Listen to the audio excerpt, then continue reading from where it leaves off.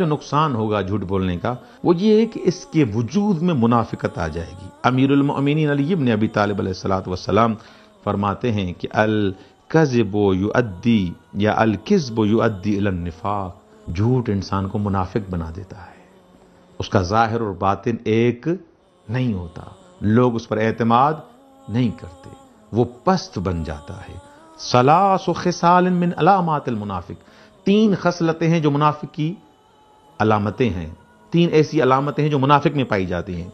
اذا حدث کذب، جب بولے گا جھوٹ بولے گا، واذا تؤمن خان، جب اس کو امانت دی جائے گی وہ خیانت کرے گا، واذا وعد اخلف، وعدہ کرے گا اس وعدے پہ عمل نہیں کرے گا۔ اور چوتھا جو نقصان ہوگا اس جھوٹے انسان کو، وہ خدا اور فرشتے اس پر لعنت کریں گے۔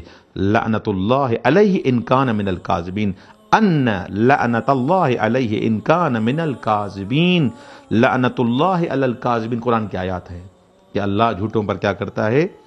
لعنت کرتا ہے۔ انسان کو اس جھوٹ جیسی بیماری سے پرہیز کرنی چاہیے۔ جو انسان جھوٹا ہے اس پر نہ دنیا میں کوئی اعتماد کرے گا اور آخرت میں تو اس کے لیے عذاب ہے ہی۔